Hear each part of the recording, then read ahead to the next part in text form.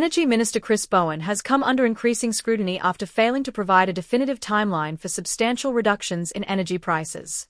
During a live interview with Sky News host Outages, Bowen was pressed to clarify when Australians might see electricity costs decrease, particularly given the Labor government's 2022 election promise to reduce power bills by $275 by the end of 2025. Despite the pressure, the minister did not specify a timeframe, leaving households uncertain about when relief might come. This uncertainty comes amid growing criticism from energy experts, who have raised concerns about Bowen's recent parliamentary address. In his annual climate change statement, Bowen highlighted the Labor government's renewable energy strategy, focusing on transitioning to net zero emissions while phasing out fossil fuels. However, experts argue that his address lacked clarity on how to tackle the increasing unreliability of coal-fired power generators, a critical issue affecting the energy market. The statement followed a series of events that underscored the fragility of Australia's energy infrastructure. A severe heat wave and widespread power outages recently impacted residents on the East Coast, coinciding with scheduled maintenance at 3 of New South Wales' 4 coal-fired power stations. These disruptions have raised questions about the readiness of Australia's power grid to handle extreme weather conditions and the ongoing shift toward renewable energy. Adding to the tension, Bowen dismissed calls for the government to explore more reliable energy sources such as nuclear power. Critics have voiced concerns that the focus on renewables without adequate backup systems could lead to widespread blackouts affecting millions of Australians.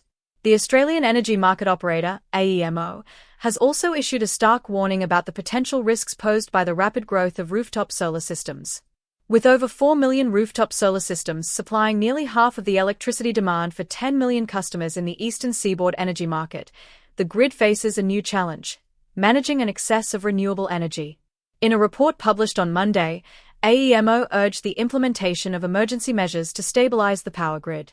These measures include deactivating or reducing the output of rooftop solar systems during periods of oversupply. AEMO cautioned that failing to act could lead to more extreme interventions, such as shutting down solar systems in certain areas or discarding surplus energy to protect the grid and local distribution networks. This issue became evident last week when New South Wales narrowly avoided widespread blackouts. A combination of scheduled maintenance at coal-fired power stations and a heatwave forced AEMO to activate emergency powers to maintain electricity supply in the state. Meanwhile, rural communities in New South Wales are grappling with the prospect of prolonged blackouts every week until Christmas.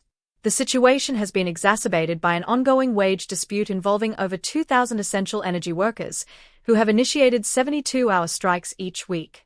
Essential Energy is the primary electricity provider for regional and remote towns across the state, excluding Newcastle, Wollongong, and the Hunter region.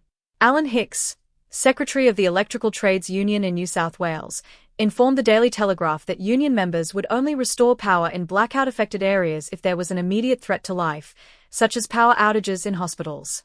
This limited response has heightened concerns about the vulnerability of rural communities to prolonged outages during a critical time. Despite these challenges, rooftop solar energy continues to play a significant role in Australia's energy market. Experts predict that solar could meet up to 90% of electricity demand in the eastern seaboard energy market within a few years. However, this growth has also displaced traditional power generation methods, raising questions about how to balance the benefits of renewable energy with the stability of the grid. As Australia transitions to renewables as its primary electricity source, significant investments and policy changes will be required to address these growing pains.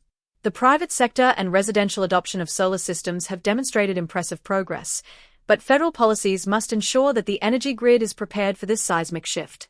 The government's renewable energy strategy has set ambitious targets, but achieving them will require a balanced approach that considers the lessons learned from other nations' transitions. Meanwhile, discussions about the role of electric vehicles in reshaping energy dynamics continue, highlighting the broader implications of Australia's renewable energy journey. The need for reliable, sustainable energy sources has never been more pressing, and the government's ability to deliver on its commitments will be crucial in determining the nation's energy future. Thank you for tuning into Aussie Pulse. Stay informed by subscribing to our channel and clicking the notification bell to ensure you never miss an update. We'll continue to bring you the most relevant and timely news impacting Australians. See you next time.